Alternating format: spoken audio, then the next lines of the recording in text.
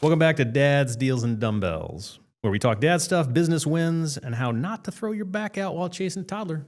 We're your host, one lawyer, one chiropractor, juggling clients, kids, kettlebells, and dumbbells. Today's guest is the ultimate multi-generational man, Coach Joe Johnson, friend of mine. Been a dad for almost 4 decades, Joe. Is it hard to believe? Yeah, I used to be the youngest in the room. And Not so much anymore, huh? no. Well, yeah, for the 4 decades, you got a background including leading soldiers, building businesses, and still waking up for cardio now before a lot of dads finish their coffee. He's got discipline, wisdom, and a winner coach story you don't want to miss. So before we jump into your interview, Joe, let Mitch and I catch up just a bit here. Let's talk about wins and fails from the last week, Mitch. Got anything? Fail, I would say, being a chiropractor and barbell enthusiast. I was squatting on Saturday and kind of tweaked my back a little bit. But yeah, not great. But it's not the first, it's been about 15 years since I initially heard it. So it's fine. No big issues. Transitioned to doing a belt squat and it felt great. So I'm definitely doing belt squat? Belt squat, or like pendulum squat. They have them at the gym now. They just had it like last week. So perfect timing actually. But I was up in Lake Geneva. They have this really nice like boutique gym, all black interior. It's gorgeous. We need one around here. But just kind of drop in on that one every time we're up there, and wasn't feeling good after doing just like 1 or 2 sets of squats. So I'm like, all right, I'm going to go do some belt squats where you have like a pretty sturdy belt around your hips, goes between your legs, and you just squat down, and then however many plates you have on the machine, just how much you're doing. So this is one of the things I've always wondered about you and your wife. For the people who may not know, your wife is also a chiropractor. She is. And so when you tweak something, do you immediately go home and say, hey, Gabby, can you fix me? Mm-hmm. Yeah, we were on vacation a couple weeks like in April, and like after carrying toddlers, bags, everything, my backpack had to weigh like 30, 40 pounds to the airport and everything. My neck was killing me. I couldn't turn. So after we dropped them off to daycare, we're on the top of the cruise ship, and I was like, hey, I'm going to sit in this chair. Can you please get my neck? Because I can't turn. Does she ever look at you and say, no, you deserve that? You're going to have to sit with that sometimes. for a while. Sometimes like you're an idiot. You did it You yourself. misbehaved. But I'm like, can you please help me though? Because like I'm having a hard time. But usually she'll help me out. That's awesome. Yeah. It is. That's isn't awesome. it? Yeah. The win is I had a good way to just kind of sub the squats and felt great. So I'm still sore, and it's been since Saturday. Nice. Like muscle sore, not pain sore. Nice. That's good. That's good. Well, I will tell you, my fail for this week was in business, and I don't take fault. I take responsibility. I don't take fault in it. One of my employees, we don't have direct deposit. I know, and we're way behind on the times. There's a reason for it. We use QuickBooks Desktop, and I've tried to set this up before, and I've not been able to get it done because there's some glitch on QuickBooks backend from when we originally set up the license back in 2009. Well, long story short, I tried to get it set up. I wound up spending 7.5 hours on the phone with QuickBooks trying to get this set up. 7.5 hours, a huge chunk of my work week just gone. And at the end of the day, I had to reset my computer because it's something they had me install. Couldn't get it to work, so I went back to factory defaults. So 7.5 hours on the phone, but cumulatively, the amount of time I spent on it, it was a lot. It was a lot. And I still don't have direct deposit. Yeah. So that was a fail. Not the best past week for me for sure. So you can't make kind of a win off of all that either. That was definitely not a win. The win I would say was actually, I'm cheating here because we took a week off. The win would be from the week before. I did the Chicago Triple Challenge, which was 3 triathlons one weekend, super sprint on Saturday, and then the Olympic and sprint on Sunday. And I didn't know, frankly, if I could finish the Olympic fast enough to get the start line of the third race, I should say. And I did. So that was How much time in between did you have? Yeah, so the Olympic race starts at 6 a.m. and then the sprint starts at 9:45. And if you're not there, you don't get a race it. So I'm not particularly fast. I fully tell people that I am a subpar triathlete, but I enjoy it. But I was able to set a PR that day, and weather was perfect. It was a great race. What was your buffer time though between the first one and the second one? Did you have like a minute, and you just No. I finished 10 minutes. That's fair question. An hour? I had about 35. 40 minutes, and you have to walk from the finish line to the start line, which is probably like a 15, 20-minute walk. But I had time. I got to sit down, eat a banana. Step I was hustling. Like literally everyone finishes that race and they're like, oh yeah, they get their medal and they're taking their time. I literally am kind of, still running past people as they're putting on the medals and everything because I got to go another race to go to. So Wow. It was a unique experience. It was fun though. Nice. Yeah, so that was my win. Congrats. Yeah, thank you. Don't know about that. Let's talk about my friend Joe Johnson, Coach Joe, as he's known to many teenagers and now adults as well, not just his own kids, but other kids around here. I should point out that what you're seeing on the camera, if you're watching this, is different than our normal studio. It's not a Zoom interview. We are in Coach Joe's podcast studio here, and we're going to shoot some video to kind of show you around because it's a very unique spot. And I got to see it when it was a shell. Yeah. And I was impressed enough that when I came through and I did the tour maybe 3 or 4 months ago, I literally thought, we got to shoot an episode here just because it's such a cool community resource. So here we are. And with that, let me introduce Coach Joe Johnson. He is not just a father, but he's also a grandfather. Yeah. We have, let's see, Great grandfather as well. Great grandfather as Don't well. forget the extra one. Yeah. We got 6 kids from 2 marriages. We've got all the way from 38 down to 24 for your kids. Yeah. And then we got 7 grandchildren and 1 great-grandchild. How old's the great-grandchild? A couple of months. So, Lord, a couple of months, and that means it's another 18-year start again. yeah, yeah. Well, I'm never going to finish this thing in life. No. no. Great grandkids and Yeah, it's going to be great grace by the time they carry me out. So some of your dad stats here. You're born in Chicago's South Side. You are a White Sox fan, I assume? Yes, sir, by default. We're not going to hold that against you. I'm Cubs fan trying here. not to hold the Cubs against anyone else either. That's fair. That's fair. You've got a background including small business owner, currently running, you're founded and are running a nonprofit. That's what happens here today. You have an armored car manager. I don't think I've ever heard about that. Yeah. Trained as a soldier, and you have become a leader and maker of men, quite literally, with what you do now. So look forward to hearing about that. Years in the dad game, 38. Signature dad move that you listed here is everything grilled. Yeah. Everything's grilled. Well, whenever it's anything got to do with the grill, That's you. It's called Coach Joe, called Dad, All called right. Pops. Yeah. Do you go on time, or do you go on temperature, or do you go on looks? I just go because they default to me, so I go out. But no, learn skills. Low and slow. It depends on what it is we're making. What people may not know that are listening is that your wife is a phenomenal cook, and she she's does a lot of ridiculous. stuff, but she lets you grill. Yeah. That's a lot of But trust. a lot of people don't realize, the meat is usually me. That's you. Yeah. All right. Yeah. All right. Fitness routine, we'll talk about, of course, a little bit later on, too. 45 minutes of cardio and weight training, 5 or 6 days a week. Yeah, lately it's been 7 days a week because my wife is insane, but that's another show. Yeah. I don't know if is she going to listen to this podcast? Yeah. Oh. She knows I stay in trouble. One Joe, of you 3 know that. listeners. Well, one of each of our wives. Well, I'm gonna out Joey. I saw him at the chamber event a couple of weeks ago, and the poor man is eating some chips, and I'm like, he must be really hungry because he's putting them down. What I didn't notice was that his wife had turned her back, and she wasn't aware he was snacking on some chips. So getting a little sustenance. Joyce has been a little mean to him lately, I think. Yeah. Morning fuel is prayer, daily reflections, a half cup of coffee. Half cup. Sometimes I cheat and do a full cup. No decaf, just to mix it in. No, I don't want to play You're with just the going for, decaf. I want the real stuff. Yeah, Yeah. same.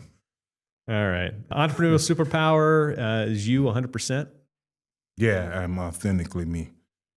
Sometimes that costs me, but who really cares? If I can't be me, it wasn't meant for me. Yeah.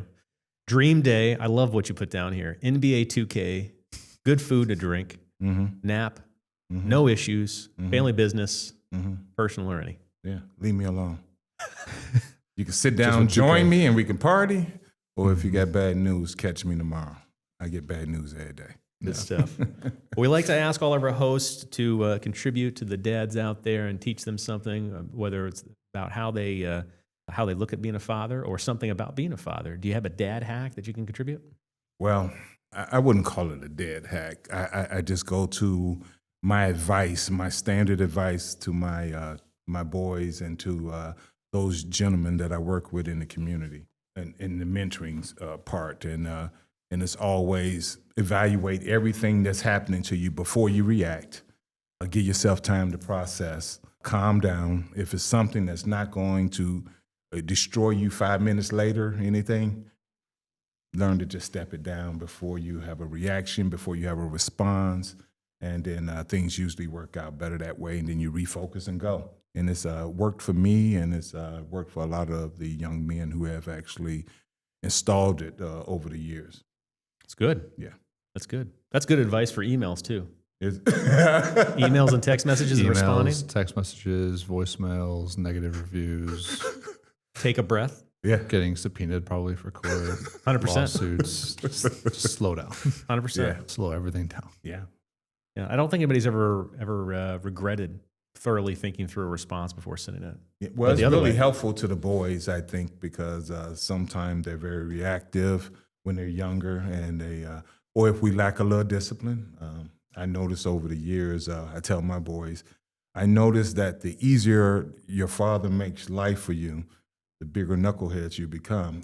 And it's a true story. I mean, my father worked really, really hard. He was really disciplined. He was a sharecropper until he was 17. Wow. I'm not that far removed from the foolishness, and I had to tell my boys all the time, guys, stay in, focus, stay engaged. It's easy to get what I call into the world today, how we all are on social media. You get caught up in everything and you get busy and you're not really hitting the important things in life. So that's my advice to them. Slow down, see what's going on. And this stuff will not only help you be a better person for yourself, you'll be a better husband, a better father, a better community member. But if you don't get to learn those foundations, this is why you end up in programs like mine. Yeah. Well, I certainly want to touch on the program a little bit here in a few minutes. But let's start off by talking about you as a dad. Yeah. The Dad's Deals and Dumbbells. 6 kids Man. across 2 marriages. I'm insane. Yeah. Insane for the second marriage?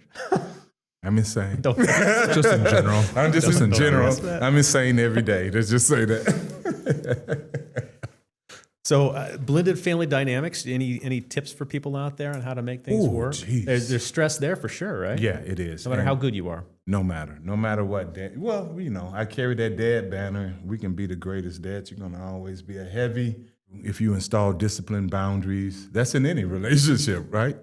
For sure. When you got boundaries and when you got rules, there's gonna always be at some point. Someone's gonna test him.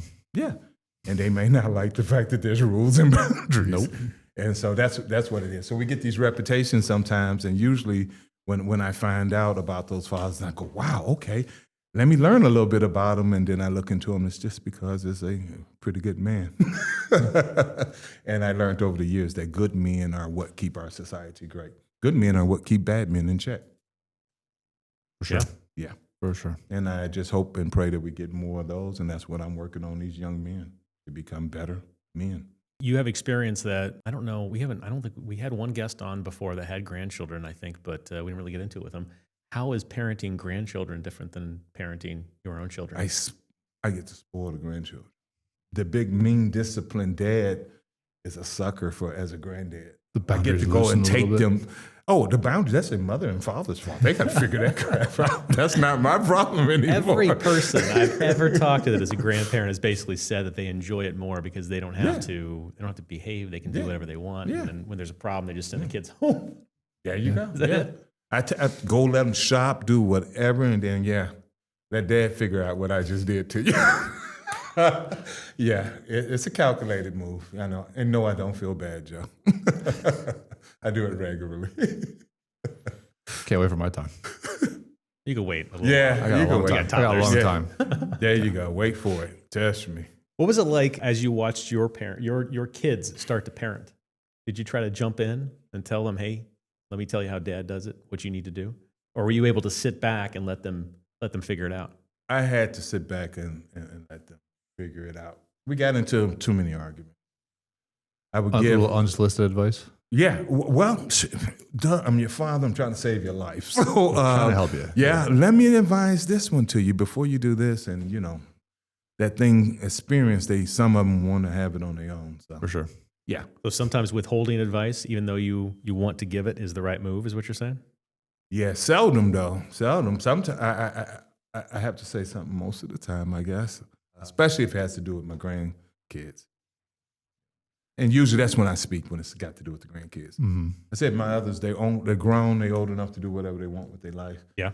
But the grandkid can't speak up and say, hey, Dad's stupid. But granddad can say, hey, Dad, come here. That's or just an Mom, example. come here. That was Yeah. just an example. You're not saying of your children or parents. No, of course not. No. Of course Just, not. all of us at some point are stupid. So a human Yes. moment. Yes, I'm Yes. speaking of all the moments that all of us have. We're allowed to be mortal humans, for sure. Yeah.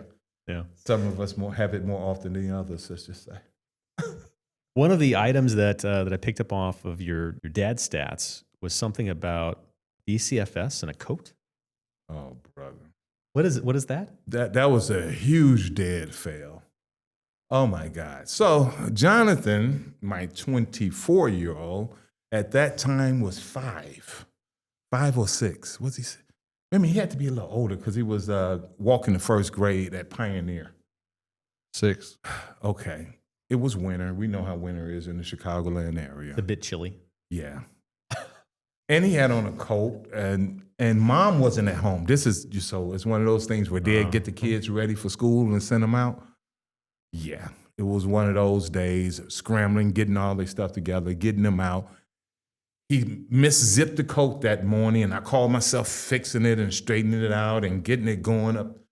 So evidently, he walks to school, him and his sister and some other kids, they walk in the group, they get to the school. I go about the course of my day. It must have been lunchtime. At some point, Valley View gets a hold of me. A DCFS calls my cell phone. They're setting up appointments to come to the house. So I'm rushing home and trying to figure out what's going on. I get home. They actually sent someone out. Same day, immediately. That's why I'm sweating. I'm like, dude. At least they're not messing around. And so the guy, he comes in, he's looking around, he's looking crazy because at that time, I'm in Augusta Village. Uh-huh. So they're looking at the house and going, nice neighborhood. Uh-huh.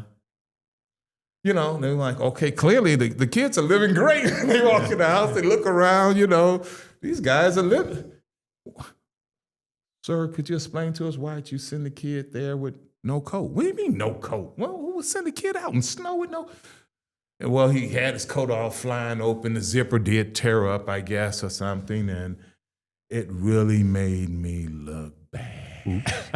It's one of those things that could almost happen to most dads, but it doesn't.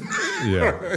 And it happened to me, and there's nothing I could say or do. So he had the coat on, or just like took it off and threw it on the Evidently, he did have it, but it was flying open. It was really one of those very, very cold snow days. Oh, got it. Okay. And so, yeah, it looked bad. Yeah. So make sure your kid has a coat is one of the advice you give. Man, coat with zippers. Yeah, because they were looking at trying to have me on a list or something that they whether or not I was neglecting the kid. I'm like, clearly I'm not, but wow, yeah. Just stress. Yeah. Dad stress. That was bad stress that day. And you think the wife let me live that one down? I think I dealt with that for about 5 or 6 years. That's it? If we mention it now, I'm sure it'll come up. You're gonna nail that at 5, 6 years of this now. I'm gonna bring it up next time I see Joyce. Thanks a lot, buddy. You told us about the story. That's right, in fairness. I was trying to be honest.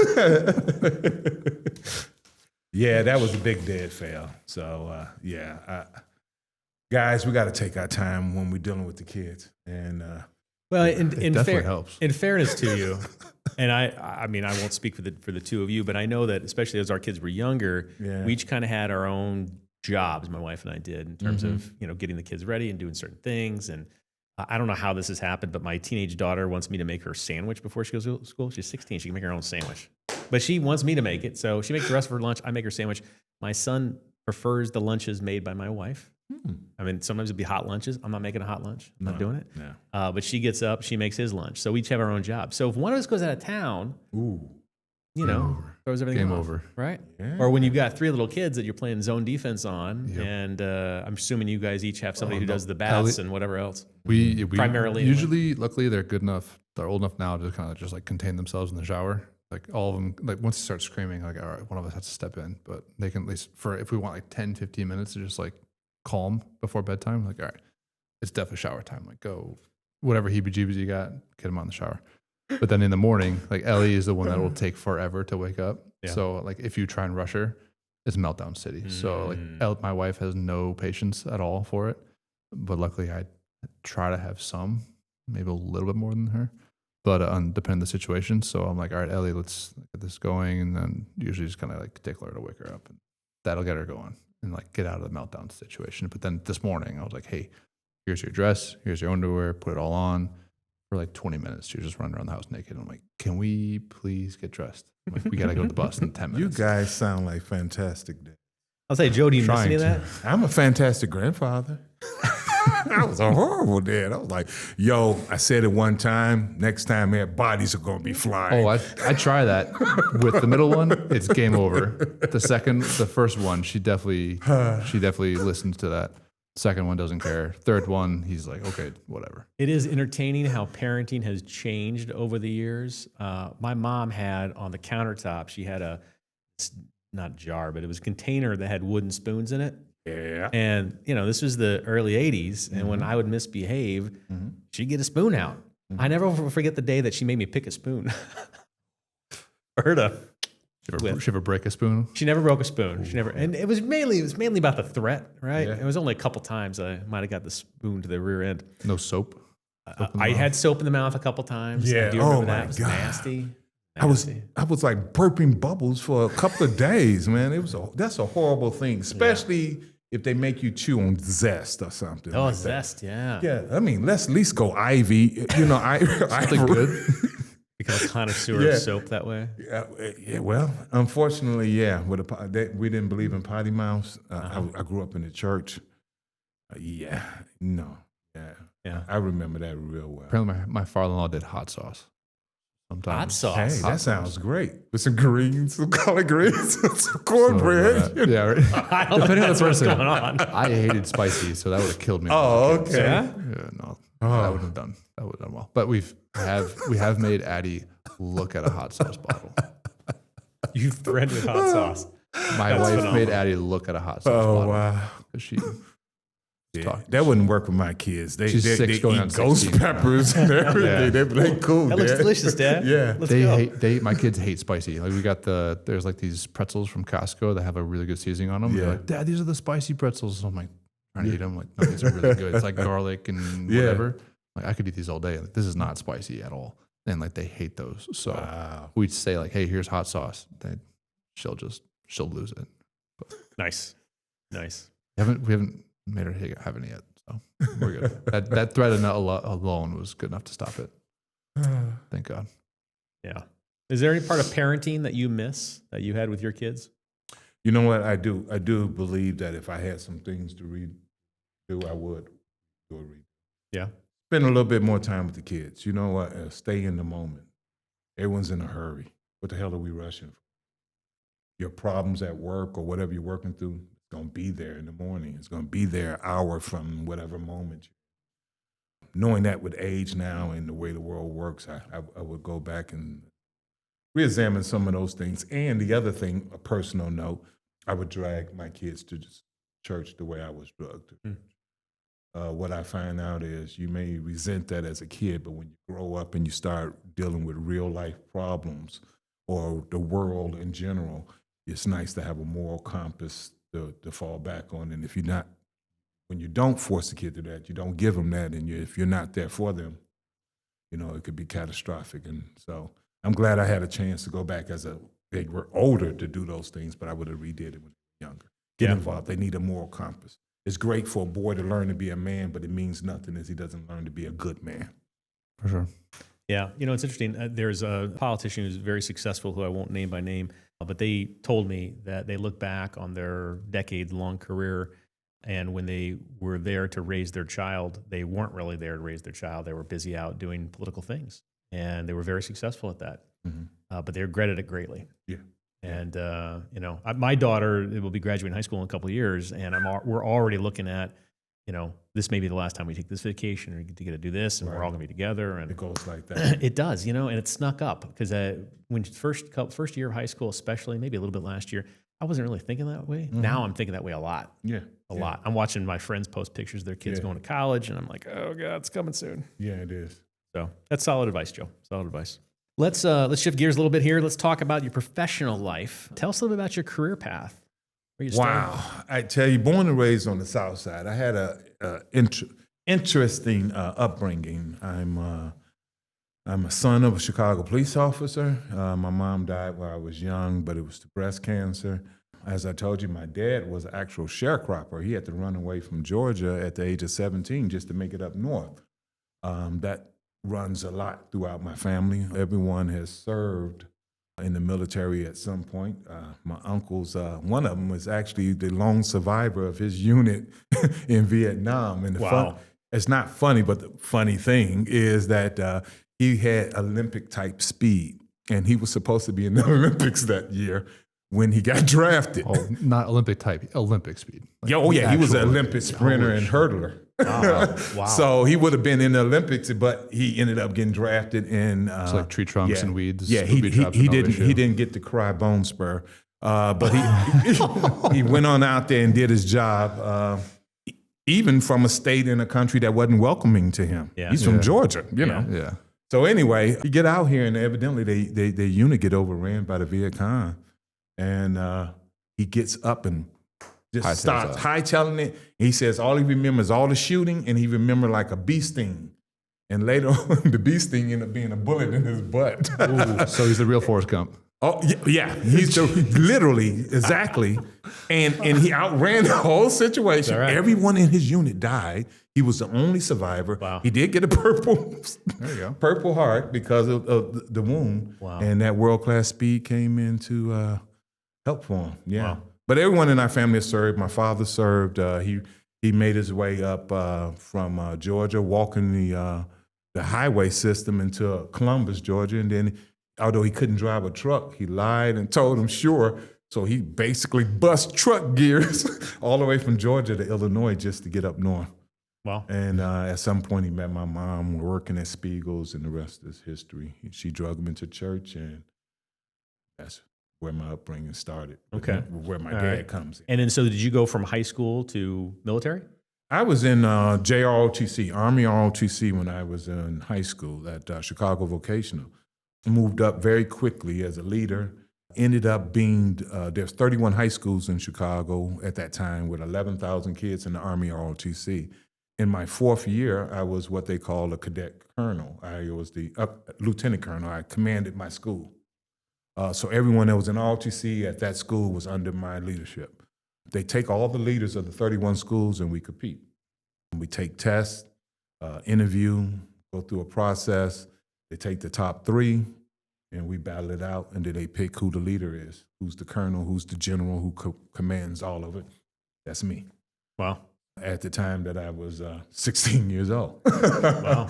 Yeah, I tell the kids, I know I'm old, but the state of Illinois actually gave me a driver's permit when I was 15. I was driving before I was 16, yeah. With the letters and the permit. Yeah, I was driving at 16, and I was in a vocational school. So, yeah, I had a little different upbringing than some of the kids have now. Yeah. All right, so jumping back into it with you here, Joe, let's. What happened after high school? What was the next step in your professional evolution? Well, I had a rough time after my mom died. My dad felt that me and my sister needed a mother, and unfortunately, he picked bad. And a lot of things happened in life once it went downhill after mom died, and it's what forced me. Actually, I had an appointment to West Point. Really? Yeah, and actually turned it down. That's not a normal thing. I don't know that I've ever heard I anybody was turn an appointment a down. lot of rebellion, a lot of things in the city of Chicago was going on at that time.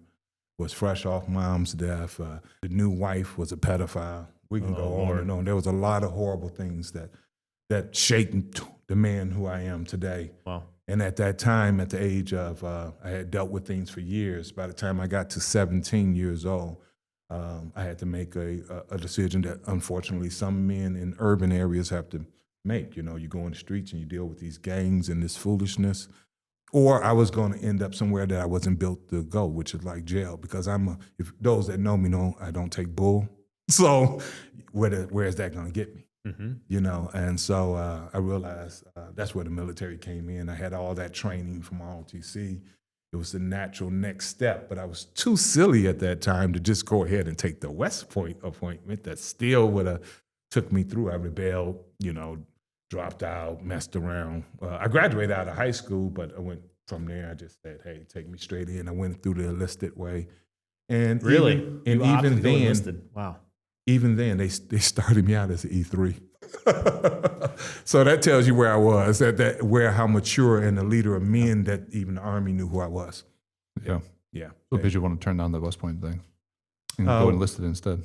Well, like I said, when you're in turmoil and you don't have time to think day to day, it's not like the same cushy situations my son and kids here in the suburbs and those that's not under constant threat of their own lives every day. You know, you don't make solid decisions. Got it. Just to kind of break it down, was part of the factoring in there the fact that if you went enlisted, you were getting a paycheck right away? No, my thought was that I was going to go to West Point, and then once I turned that down and was upset, I was going to go and hit the road and do my own thing. Okay. But some things came to head with the family that was where I was going to make a decision. Either I was going to leave for the Army now, which the West Point thing had passed, either for the Army now, or I was going to jail because somebody was going to be unalived. This wasn't happening anymore, right? Yeah. For sure. So your decision wasn't West Point or enlisting. No. You decided to pass up West Point because of what was going on. Yeah. And then you decided, I need to go in the military, enlist. Or some people were going to be hurt. Gotcha. And still were going to lose my freedom. So the Army was basically because you couldn't go to West Point again. Or that ship. Oh, yeah, they had that shelled at that point. So you kind of made the right decision. At that time, yeah. And see, when you're in those things, you deal with what's best each day. For sure. You know, Sure. You're not in clear where I can There plan isn't- out 6 months from now. There is no 6 months ahead. Yeah. Right. There's no 6 months. Just living day to day. So you went in the military. What was your job you ended up with? I ended up what they call 63 Hotel, which is a track vehicle mechanic. Cool. Yeah, I worked on tanks. That's not too bad. I was in the Aberdeen Proving Grounds in Maryland and at Fort Knox in Kentucky, working on at that time the M1A1 Abrams. Yeah. The tank. Yeah. Yeah. Yeah. And you talk about and being in the Proving Grounds, you're talking about what that thing can really do if the governors are taken off that back then, and that was in the 80s. Yeah. Back then, that vehicle could go 60 miles an hour, stop on a dime, and the chariot spins in 1 second, shoot the middle of a dime out. Could shoot on the run too. Yeah. Wow. Probably not at 60 miles an hour. It had a stabilizer in it, and then it had a lot of things that we wasn't able to talk about. The History Channel was awesome when I was a kid. Yeah. So I learned a lot about those tanks. They were pretty cool. And that's where I learned about my weapons and everything. And so even though I had an M16 mounted in that we all had to qualify wouldn't deal with on a daily basis, it was mounted in the tank. Because, a 4-man crew, you got the driver, the tanker, The loader, I was gunner. The mechanic. So what I had was a crowbar. So you didn't just work on them, you were in it as well, and working on it. And when you fix them, who you think test drive? Yeah, Nice. just like when you work on the car, you test drive. Right. Yeah, so I had my toolbox, a tanker, or what they call a tanker bar, and right on my hip was my 45. Okay. Because that's what we would use if someone would run up on a mechanic. We didn't have time to play with the M16. So where did the career evolve from there? What was the next step? Next step was when I came out of the service, I was in the reserves. When I came out, they wanted me to go to Maryland to work for John Deere. Back in 1985, they offered me $27 an hour to start. It's pretty good back then. Duh. But I came home. Because I'm the king of great decisions. At least your consistency is good. Consistency is good. Yeah. Well, I came back home because child number 1 was on the way. Okay. All right. And that's what that was about. Trust me, I've 100 times in my head go, I wonder what would have happened if I would have stayed in Maryland, All right. So you came home? Came home. Ended up working for it was a company called Illinois Armored. They were out of Broadview. They later turned into United Armor. They're now known as Garter. Mm-hmm. Well, they wouldn't have became Garter if it wasn't for me. And I say that very arrogantly because I had a whole lot to do with making them very profitable to even be sold to the Canadian company. So when they were Illinois Armor and we came on in, I was one of the truck men. I went into the banks and worked at the stores. That's how I met Joyce. Oh, is that right? That's how I met the wife. She was the manager at Jewel, and so she had to open their safes when I come get the money. And I was a jerk, so I wouldn't let anyone open the safes unless it was Joyce. That was my way of flirting. But it worked? Well, yeah. Well, I get in trouble in a way there because she knows I was horrible. I had 75 locations, man. You got to figure out 75 locations. People who deal with money, 50 of them were women. Mm-hmm. At least 40 of them were hot. Playing the odds. Right, playing the odds. We were pigs. Come on, we were in our 20s, man. It was the 80s. It was the Just out of the military. You know, and so yeah, that's what happened. I was a fool like all my friends, and when I'm caught, they hooking me, and here I am, 30-something years later.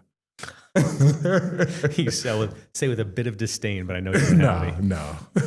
All right, so you had the armor car and parts. Worked my way up to end up being the manager of the location. The owner used to do monthly reports, everything in his business, so he could try to understand what was going on. His board of directors, his VP, his president of the company, all sat there at the board. He would question them, and then for some reason, after all the meetings, he would call me in and sit down and ask me the same questions. And I don't know what their answers were, but he was very pissed by the time I answered all the questions. I think he calls me in because I knew the whole operation, and he knew that I would tell the truth and I wasn't hiding anything, so I wouldn't even know, you know. And so for some reason, he just put me in a position that even once all his people talked to him and all the supervising stuff, I ended up managing all his locations. Gotcha. And everything pretty much ran through us. And then I made alliances with crews and made us a very, very effective armor car company. We took over everything. Now, at some point that ended and you wound up starting your own business, or businesses, I should say. Yeah, first I went a little south. I overplayed my hand. Okay, I was running United Armor, and I didn't know that they were getting ready to sell to Garter. They kept trying to tell me stay in place because I would have been part of that whole thing, and it didn't happen. I told them they won't pay me an X amount of dollars. That game went back and forth. I took a really high bid that Brinks put in for me. I accepted it because it was very high, and that's what happens when you go for just money. That's not good. It was a horrible company, horrible infrastructure, and I see that, in my opinion, and at that time, they were in the business position that they were in because of their poor. I saw it all, but it was too late. And I ended up doing a year with them and just getting out of that system, period, 05. So let's say you go back in time, talk to yourself back then. How do you tell yourself not to make that decision? A guy with my background, there's no way to tell a guy like that. And it wouldn't have mattered what you said. Okay. Nah. Is there a way you could have talked to yourself and then maybe it would have gotten through? Yeah, doing things the way I do it now as a mature adult, the way I evaluate things first. And, you know, So you would have told yourself, slow down, evaluate it? Oh, yeah. If I could stop it, yeah. That's what I would do, slow down and evaluate it. But yeah. I know in everyday conditions, I would have, you know, when you make fly decisions, I probably would have did the same goofy thing 8 out of 10 times. I think the reality is that no matter what industry you're in, whether you work for somebody or you have your own business, there are going to be times where you're going to make a decision, you're going to look back and you say, I should have done this. Yeah. Right? We learn from mistakes, hopefully. Yeah. Right? Yeah. Even Mark Cuban said, he did, what was it, the ring that he missed out on? I think he said a couple. Yeah, a couple. I know Ring, that the doorbell, he was in on the very beginning and was like, get that garbage out of here. Mark's done okay, though. I don't feel bad for him. Oh, no, I don't feel Misses bad out on for a him. billion-dollar deal. For those types of guys, if they hit twice, they're good. Yeah. So from 10 there, times. I decided that, you know what, if I'm going to work this hard and I'm going to put in 60, 70, 80, and yes, I was even recorded as putting in 91 hours in 1 week. I know, that's ridiculous, isn't it? But we come from a different era. We were cut from a different cloth. My father, I'm sure, has stories about working the field, and he had stories about whenever the fall happened, it wasn't about going to school like me. It was about everybody coming in from the schoolhouse to work. So, you know, each generation got their story, you know, and they crossed it there. So let's talk about the businesses that you ran. Yeah. Me and my wife, her being an excellent cook, we knew that she wanted to do something. So we opened up a restaurant. I mean, what do you mean a catering? It felt like a restaurant. Mm-hmm. It was a catering company called Our Little Secret Caterers. She did very well among various people in the community, and she did pretty well with our Chamber of Commerce in Bolingbrook as well for a very long time, until I believe it was a hiccup in the economy, and we were of the fact that we don't negotiate our price. People will come to us and, hey, I got a party for 100 and they need chicken, this, that, and the other, or name their items. And, you know, Corky's at that time, I believe, was a restaurant that was doing like 100 pieces of chicken for $100. I'm like, man, we you know, we don't do that kind of mass business, nor would we ever. If my wife comes out and the cost for this, the way you want it is $4,000-$5,000. That's the cost. Yeah. Without the frills, that this is the cost. So we did really well with banks and larger institutions, but your everyday business wasn't always. So we had to step back out of that. And it gave her a hyper break. cost conscious people. Yes. Yeah. Yeah. So we went through the era, and that's what slowed down that business. But she's still known for cooking. Yeah. Kids, all the kids in the area know her for cooking, and she still do her meals. From there, we started up J&J Vending. All of these were a division of JLJ Investments. And J&J Vending was fine. We had it in some of the schools in Arlington Heights, Mount Prospect, parts of Indiana. We had little machines at Village Hall in Bolingbrook and some of the various schools, and for a long time. It's interesting. Somehow my TikTok feed has been filled in recent days with a couple different people that have these vending machine businesses. Yeah. And they're talking about the highs and lows of it. Yeah, it's a lot of lows. But at that time in my life, put it this way, how can I put it? Sometimes you need to be able to prove that you, let's just say, make a certain amount of money. And then there's times that you need to prove that you may not make a certain amount of money. And what I learned about certain businesses, wow, it's nice to have cash businesses. And that's what I'll leave it at. I understand. I understand. Yeah. Let's not talk anymore about those details. No, I'm just saying, and so this is where vending came from. And it taught my kids, particularly Jada and John, about business. And John at 8 years old had the vending machines in the police station. So he was learning about profit margins and everything. And this is how slick Jay got. I didn't know whether to be angry with Jay or not, but Jay's machines were the ones in Village Hall. And instead of Jay going to do the machines, because I'm teaching them responsibility, right? Hard work. They're learning all of that. No, what Jay was smarter than even me and John both, because John got it. He's like, yeah, Dad, let's do this thing. Jay had subcontract to John. So now You gotta be proud of that. No, I was confused. At first, I was very angry. You played your old brother. But Jay's whole point, I'm like, you're losing money. And then Jay was like, yeah, but I'm getting paid and I didn't do nothing. So I'm not losing money. I'm getting paid for nothing. At 8 years old, he's figured that out? No, he was 8. She was, 10 going on 11.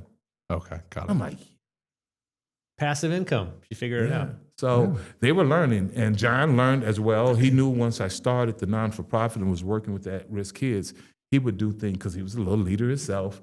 Him and his friends would go out in the community and recruit little young kids that were 5, 6, 7 years old, bring them to my driveway where I had a basketball court, and had the parents drop them off with a bottle of water and a towel and tell them what time to pick up the kids, and he would $10 an hour, he would keep the kids in the driveway.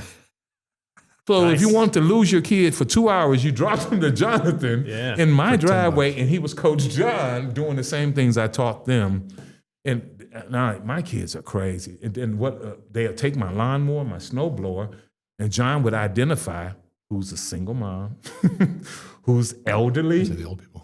Yeah, who's elderly, and then So he was market research. those are my houses. Right. So and then we were over in Augusta Village, so they weren't small houses. So he would add on the extra fee. Let's And say. they can afford to pay more. Yeah, and so all snow and all lawn cutting all year round, he's busy with money in his pocket at 10, 11, 12 years old, and he would hire his friends who were 10, 11 to work for him. Yeah. For him, $10 an hour was great, but then you pay this person $5.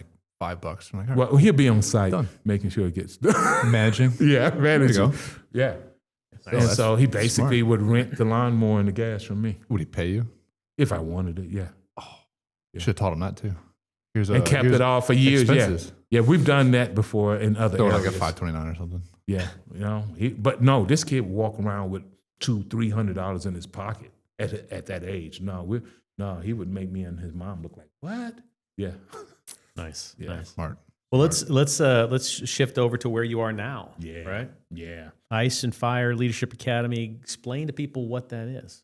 Well, the way that started, I'm going to tell you, one of the things when I was working, when I grew up in those communities, I learned a lot. Like I said, being the nephew of a preacher, being the son of a police officer, and a hardworking gentleman like my father was, I had a lot of things instilled in me. And so I used to be brought to the west side of Chicago to help mentor kids when I was a teenager myself by my uncles and them. My uncle and them ran Skyway elevators. It's still in operation today, but at one time in the 80s, we were the largest minority-owned elevator construction and repair company in Chicago. O'Hare, Midway, McCormick, all that was ours for 20, 30 years. Nice. In fact, for a little while there, we even did Village Hall over there. Only because I gave Roger Pure hell. But yeah.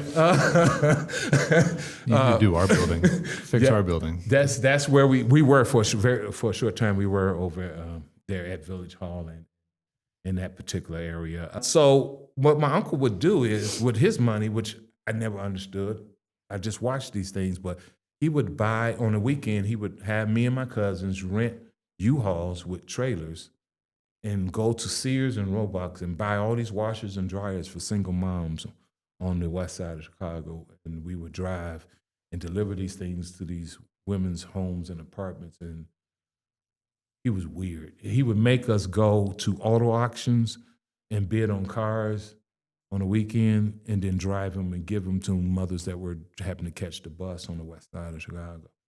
That's what so this is all I've been instilled, was help my people, help my community. Grew up in his church. He was the pastor of West Side Tabernacle. I ended up being his youth minister. So that obviously all had a huge impact on you. I became Uncle Joe. His name was, Joe and Joe. Yeah. So that's just a big 2.0, basically.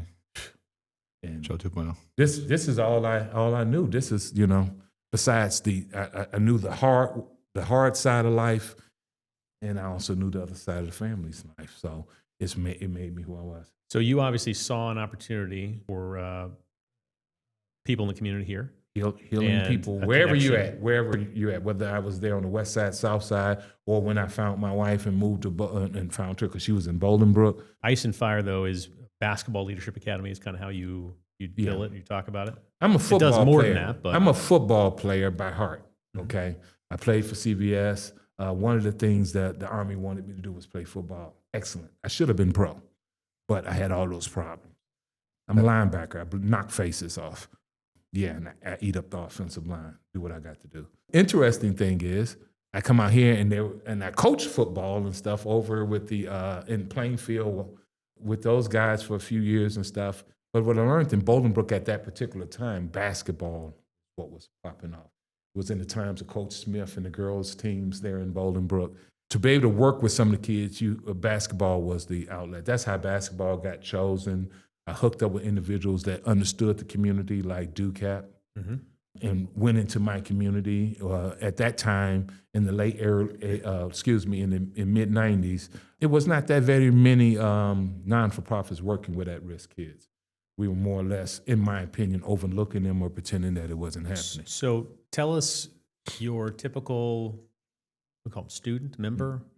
Nowadays, the majority of them are transplanted kids, meaning they're kids that come from Joliet and the south and west side of Chicago. So these are economically depressed areas. Oh, my God, yeah. And these are kids that have, I would say about 70% of them, if not more, have no presence of a male father role model, whether it's an uncle, brother, no one a positive role model at all.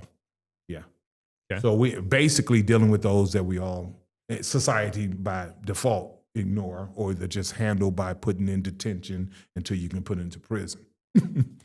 Yeah. All right. So you saw a need in the community. You saw an opportunity as well. Yeah. And so tell us what the program does today.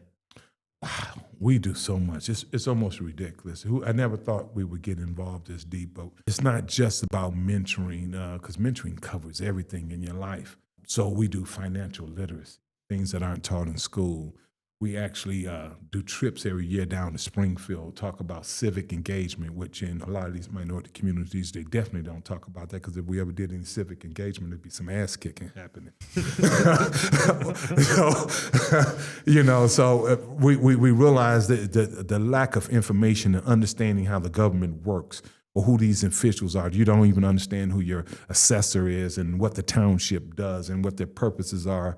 What your vote means or doesn't mean. So there's a lot of education there. Yeah, so we cover all those things. We cover everything that has to do with the household. You know, a lot of these stories, oh, dad comes home, he beats mom, he's drunk, he's this, that, and the other. Well, this is not how a real man is. And you have to reprogram these kids and get a lot of everyday, what I call street foolishness out of them. And hopefully a lot of the moms catch on and they try to hook in with us. Some moms think we too tough. I asked them, especially, that's why I deal with kids over the age of 11. Would it be easier to reach them when they're 8, 9? Yeah. You would have to reprogram them. Right. Yeah. You know, but yeah, we get them after 11 for sure. Sometimes I even ask, they're not even that mature, so I ask the mom maybe 12 or 13, because we deal with hardcore stuff. We deal with things where moms shouldn't even be in the room half the time. I have some of my boys, unfortunately, have violent tendencies that we have to address. And there's ways of addressing those things where the public doesn't even have to be involved. This is why God made sports like MMA, boxing, gloves, football. You know, okay, we all are here. The adults are here. Put on your gloves. In the next 3 minutes, everything is done. It doesn't matter. When that 3-minute bell hits, everybody's frustration is over with, and it's too done. tired to care. We reset. And guess what? You have a new respect for one another, and I had to explain to them all, we're not each other's ops. That's the new word. Well, I'm sure it's not new, but ops. Everyone's your opponent or your opposition. That's not what it is, guys. You've been taught some wrong stuff, and you got to be unprogrammed, and and that's what we do. That's just some of it, Joe. To be honest with you. Wow, Miss Joyce comes in, teaches them to cook. The boys, after they get to know me for years, then we advise with jobs. Like, for instance, we perform some services for different groups in the community where we can clean up and set up parties or clean up buildings, the municipal buildings and stuff, or watch out for things for chambers or things like that. We use the community kids for that. And when I say kids, they're all over 21, but they grew up in our towns and they all came up through this program. So that brings me to the question of, you predominantly are working with kids that are in high school in the classes, right? Start in the class. Since you started the program, do you have any estimate on how many kids have made it through the program? Yeah, we're well over 500, 600. And a lot of those kids don't just simply go through it, they continue. We still have relationships with almost all of them. Some come back and help coach, and some have moved to other states and started doing what I'm doing, which is crazy. We got a coach, Joe. Her name is actually Rachel. Grew up in Bolingbrook, right there. What is that? Is that Oakfield? Oldfield? Is that one of the oldest communities here over in Bolingbrook? Is it Oldfield? Over by the, it's behind the Rosati's that's there. Okay, I know what you're talking about. Yeah. Grew up in that community. Her parents are still there. Grew up, I've had her since she was in kindergarten because she played Panthers basketball. So she continued to hang around with me. When I developed ice, she hung with me. And now she's a coach. She's married. She's a coach, and she's known as Coach Rachel, and somewhere in Colorado, wow, small town in Colorado, called me and was thanking me and Miss Joyce about all the influences and how she didn't really realize that all that was inside of her until spending from the time of kindergarten until 22 years old, she spent with me. It's 1 or 2 days a week. That's most of the kids get me 1 to 3 days a week over a period of 3 to 5, sometimes 10 years. And those are the ones that's running the classes now. All right. Yeah. Nice. I want you to talk about where we are, what the facility is, how it's used, Okay. because it's unique. It is very unique. This location here used to be a church. It was a community Christian church. They called it CCC.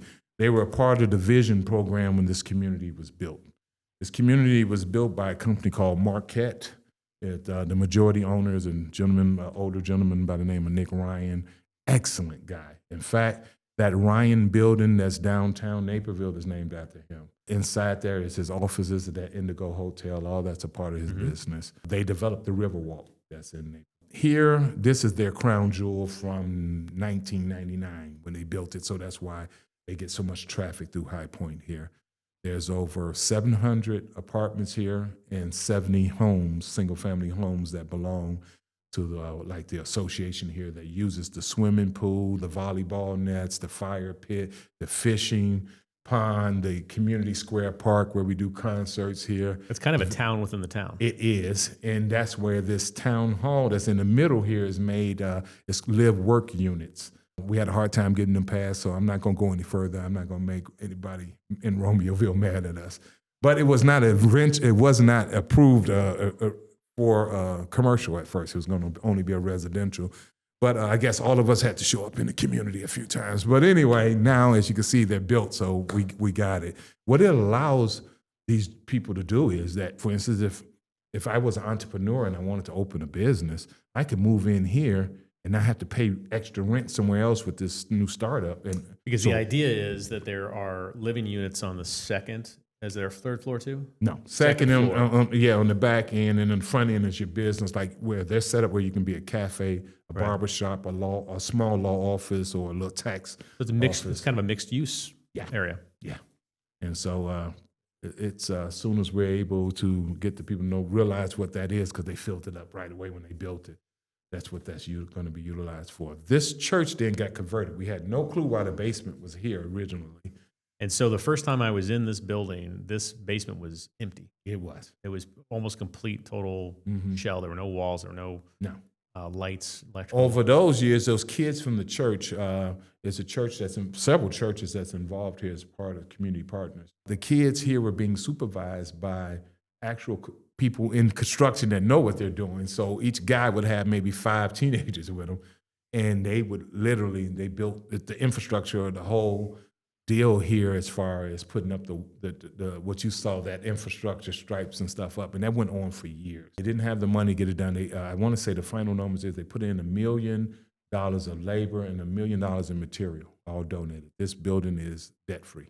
And so what all do we have here? We have a podcast studio. We are here inside the podcast studio now, developed for what we're exactly doing now.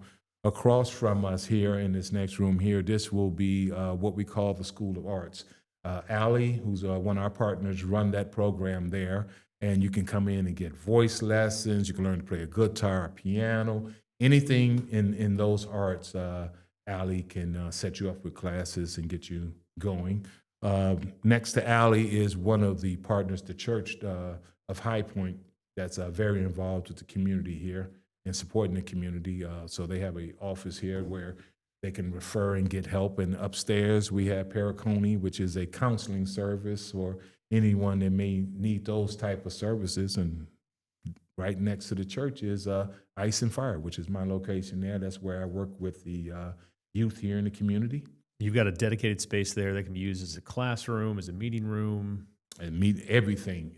Everything you need is in this room here to be able to handle easily 20 to 30 kids, and we have this outside area here if we needed to move into the hundreds, which we have opened up to all groups that has a organized leader and that's willing to work within the rules and the guidelines of the building here. Free space, which you don't hear in no location, free space. No. Well, you've also got some other rooms too, though. Yes. Now, those rooms are back there are two-part. They're either for when you're working with your group or organization, if you're doing one of the arts, or with your Allie here who does classes, or if you're after hours or renting, because there's for the community and there's and people into the arts, there are actual rental opportunities as well. There are study rooms back there. There is a full service recording studio that you old school, that covers everything. We have pottery stations and the recording studio is a room within a room.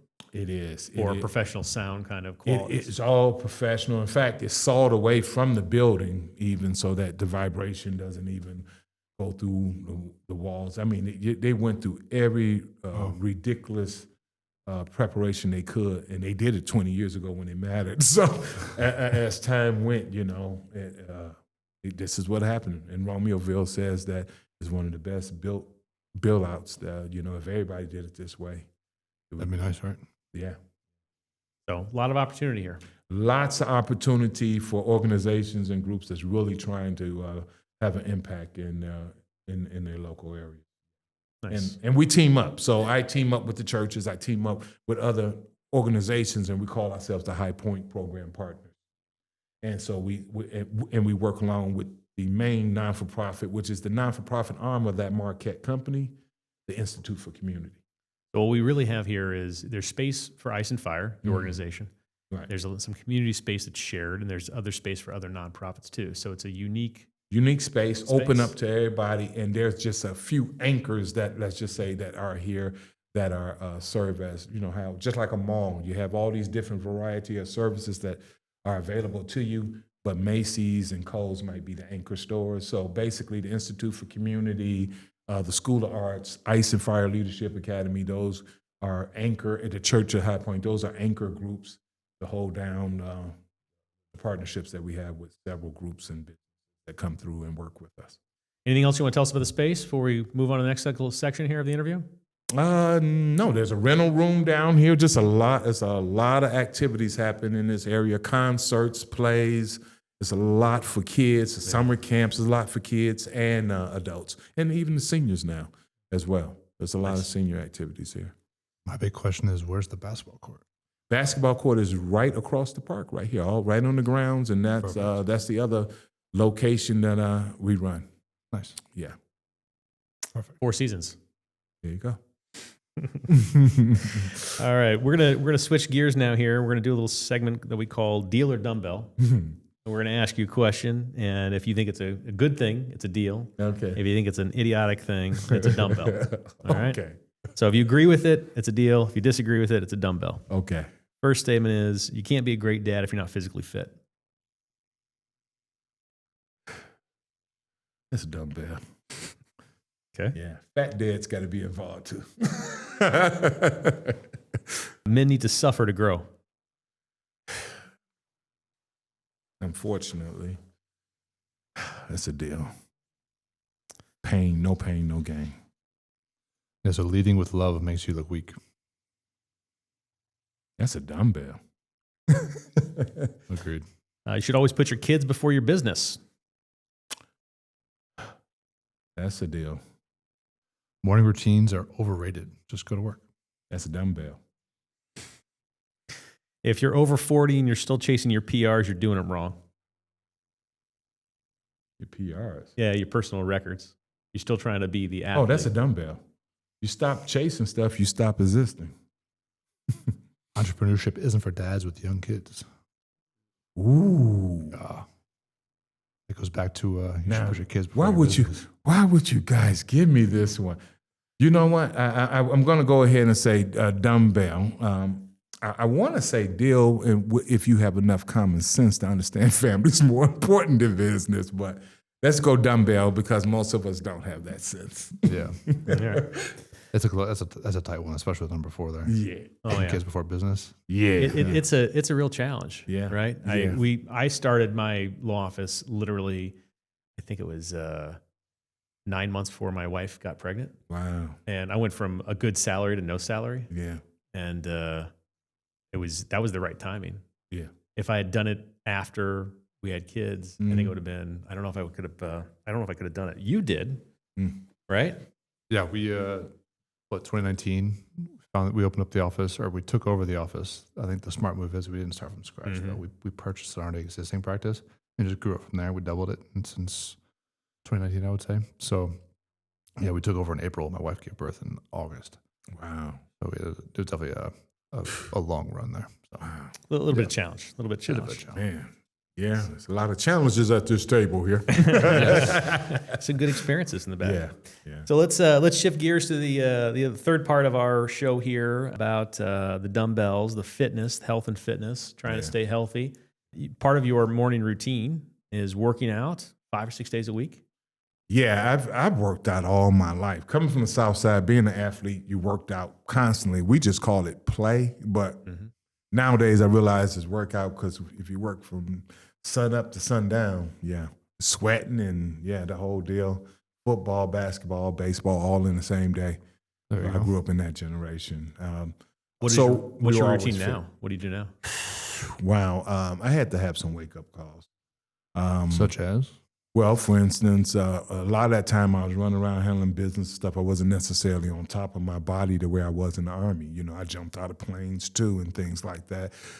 I wasn't doing that as a busy everyday father in the chamber and running to my meetings. In fact, my highest point was I was 320 pounds. Yeah. It's a big linebacker. Well, be honest, when I played ball and when I was in the military, I was right around 210 to 220. Really? Yeah. How tall are you? I'm I was 6'4". I'm 6'4.25" now, but that's another story. We get you some lifts for your shoes. Well, no, actually, that was because of the double spine surgery. Oh. I had a double spine surgery, as you remember, what was it, 2 years ago now? And that's where God got my attention.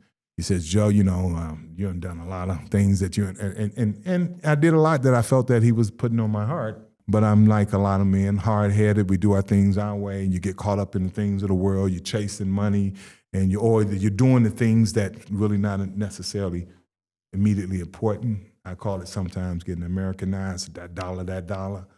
And you get away from, the things that you feel that you should. And I think God set me down during that spine time and says, I'm going to make you useless for a minute. Now you're going to have to sit still here. And you remember that deal we made years ago with you working with the kids and with you working with your people? That ain't gone away just because, you're successful with this and that and the other. That's not what's important to me. So either you're going to fulfill your life purpose, why are you doing the things here? Or I don't really have a need for you. And that's frankly what happened to me. And there was a lot of personal things that went on. There was death on the floor of the hospital that I was at.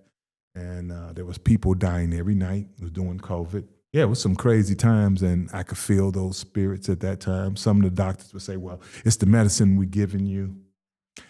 You know when you had a spiritual awakening. And so you had a wake-up call. Yeah. Pretty loud one, it sounds like. Yeah, go back to work or I don't need you. And from a health and fitness perspective, that made me immediately get my tail up. The doctors came. They didn't believe I would be able to walk immediately, but it was a 2-day operation. Then they came in that third day to see if I could move everything. And I was so agitated. I was just like, if I get up and walk and go up and down the stairs, will everybody leave me the hell alone? Stop poking me. Stop prodding me. Yeah. And my wife's going, you got to excuse him. He's old school military. He's blah, blah, blah. And doctor was like, yeah, you do that. Yeah, and it's like 10 of them standing at the edge of the bed. They all giving each other a high five. I guess I was this really special tech. That's why I'm a 1/4 inch taller, actually. Oh, they gave you a 1/4 inch. Yeah, my arms have been lengthened and everything. It was something there, the craziness. They came in through the back and the front. You could still see the scars. So I got up, walked out, dragging the IV thing all the way down the hall, walked down the stairs. They're screaming. Stop. I go all the way downstairs, back up. They left me alone. And from there, the doctor believes it's because of my core from football and Army and all that. And the way I carried myself, that's what really helped me. Neck or low back? Up neck high. and shoulders? Neck, okay. Neck, shoulder. So they fused 2 vertebrae? Yeah, they did. They put like a bump after there to give an extra 1/4 inch? I got what they call that, a perch. I got a perch somewhere up in here. Interesting. Yeah, they say the metal that's in my neck, when my body is all gone in dust, it'll still be there. Oh, yeah. Yeah. It's not gonna go away. So now you're working out 5-6 days a week. Yeah, the wife busy. got me on a health kick. But at that point, I had already been doing a bit of a workout. I was squatting 720 pounds before I ever had a spine issue at all. Jonathan, my son, when he went through cancer, that was my only way to keep from being insane. I was jokingly saying I'm insane before. Put it this way, I would have been clinically insane if I didn't have, and so I was actually doing 2 hours a day in the lifetime. It was a physical and emotional outlet for you at that point. Yeah. Because I couldn't do anything about my son other than that the doctors do what they're going to do. And every day I had to live my life while he's under. All I could do was lift weights and talk to God. Yeah. And they weren't always great conversations, Some of them I'm embarrassed I had the conversation with God because he's God. But yeah, there was been some, yeah. That's why I believe pain comes with being forged and being made who God wants you to be in that time. Yeah. I think it's 2 hours in the gym. It's not a cakewalk. It was a minimum 2 hours just every day just to keep my mind from overflowing. Yeah. Because every day he was in the hospital. My wife had stopped working and spent 6 months actually in the hospital with him. Mm-hmm. So it was just me and Jay, who was in her freshman year of college at the time. Obviously, you've gone through a lot of different parts of your life. You've been physically active, it sounds like, for most of them, if not all of them. Yeah. And Not that 320 pounds. I brought it down Well. to 269. Now I'm at 237. That's amazing. Yeah. And so you've got kids, grandkids now, great-grandchild. What advice do you have for dads out there who tell you they don't have time to work out? Oh, you better make it right now because there's no second chances. You want to be able to be here for your kids, number one. And with the way that we eat in America right now, whether it's fast food or the drinks that we drink, we're really killing ourselves. And so we have to think about and be very thoughtful about the things that we put in our body.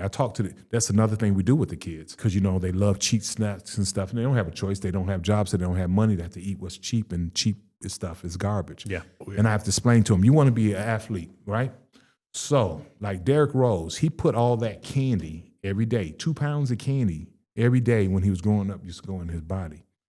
Now, I'm not going to say that had anything to do with those catastrophic injuries that he had, but I guarantee you that if he was feeding like vegetables and fruits, which he couldn't do because he was in the food desert, but I'm just saying if he had all those opportunities, he clearly had the talent. If he had those opportunities to grow and have his body as healthy as it should be, we might not see a retired Derrick Rose right now. He'd still be going at top. Yeah, and that's what I'm telling the boys. You can't put E85 in the Porsche. No. Not gonna perform the same way. You're not going to perform. Yeah, I would consider that same thing I use on analogy with patients. Like you can't put crap in and expect to not get crap out. Right. And once I learned that, I realized I started eating at a different level, and then family and friends start calling me bougie. But I'm healthy, Joe. You can dabble every once in a while. But for sure I stuff, do. for sure. Yeah, but watermelon juice and different things, yes, I do whatever my body needs to get better. As I get older, too, it helps. Yeah, absolutely. So is that part of with your 2 hours in the gym, is that part of your spiritual discipline as part of physical health? That was then. Now I do it all in about 45 minutes. Nice. Yeah. So mostly cardio, mostly weights, Both. dumbbells, kettlebells. I do it at the same time. Smart move. I can do a jog. I can actually do a full run jog with 18-pound weights on. Nice. In a weight vest or holding? Holding them. Nice. I like to hold and go through the punching modes and everything, movements. I do my knee kicks. I do a little separate from the workout. I do Tai Chi. Nice. So me and Miss Joyce have changed. We fast on certain days. Get out. You do that once a week, once a month? We wish we did. We don't do it as often. The fasting as often as we should right now. Easy, just do nothing. Yeah. But in fact, that's sort of funny. We just met and talked yesterday, and at the end of the month, we'll be on a 7-day. 7 day. Yeah. I've tried that. I've only got to 4 days, and then we bought crumble cookie for the office. A couple of months ago, Joyce just did 2 months ago, Joyce did a 30-day. How'd she do? She did great. I did a shadow behind her, but I was sort of like started peeling off and cheating about day 14 and stuff. But not really cheating. If you call cheating that, I did have a couple of extra drinks of juice. yeah. But you get clearer. You get clarity. It's weird, right? Man, after like day 2, 3, you're like, you zone. Don't feel bad at all. No, you don't. And then you get to another level too. The things that we deal with every day don't really bother you. They get in shape. You see things clearer and from a better point of view. Not to mention the spiritual clarity, and that's what I like to connect with. Yeah, good stuff. Nice. Let's shift gears a little bit here and go to Quill's Corner for a little advice from the doctor. Yeah, I would say with those fasting, along the lines of fasting, it's great for mental clarity. It kind of changes like the physiological portion. I can't explain the spiritual portion, but the physiological portion is your body prefers fats as fuel, and it's like putting like unleaded gasoline or like top line gasoline into a Porsche. Like it's not going to work very well. So picture like carbohydrates as like the unleaded crappy gasoline.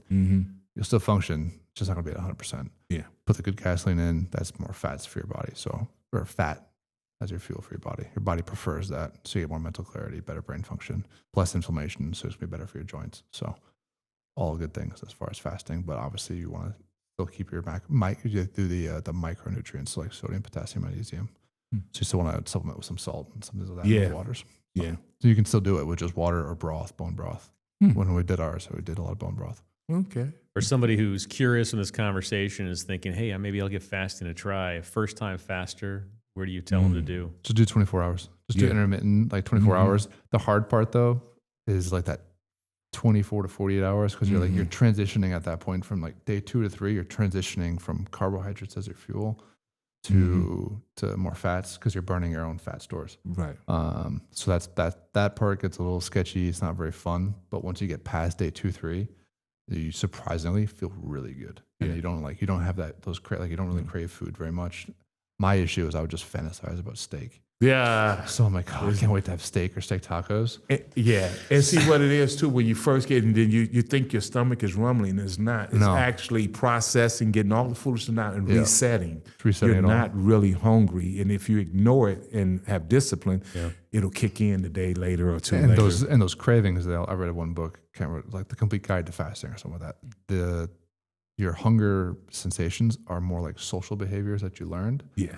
Because like one of the chapters was pretty explanatory. Like, okay, so you have lunch, right? By the time you have dinner, you're probably starving, right? And so I got to eat.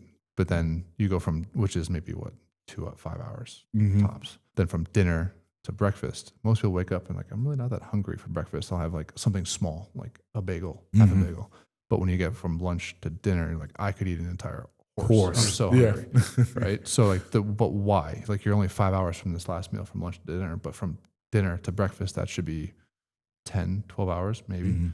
So you're basically fasting for that much anyways. Why not just kick it to lunch? Or why not just kick it to dinner the next day? But you're really not waking up hungry. So like that's logically thinking about it. You're not actually hungry. It's more of a learned behavior as far as having lunch into dinner.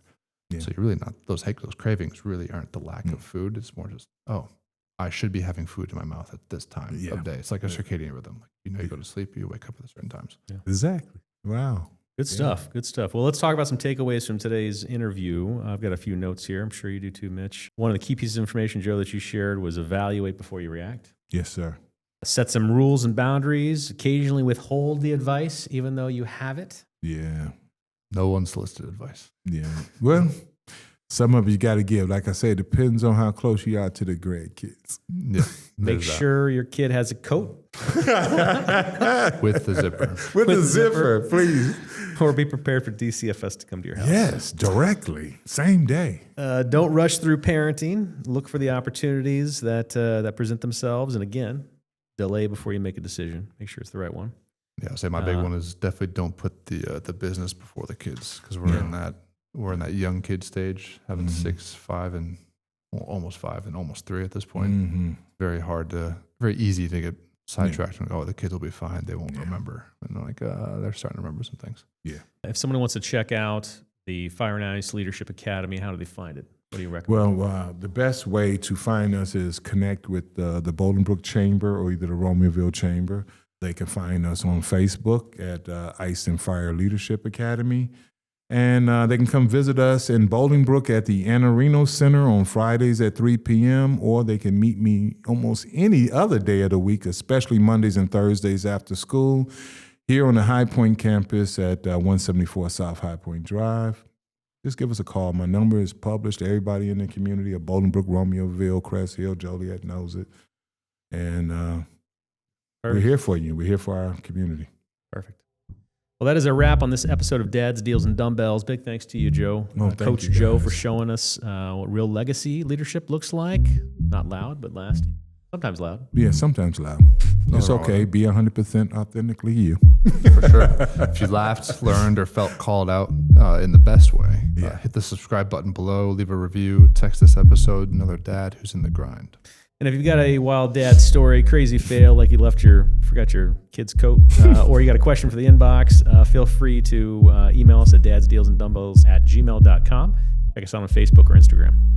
Until next time, lift heavy, love harder, lead well, and double check your kid's winter coat.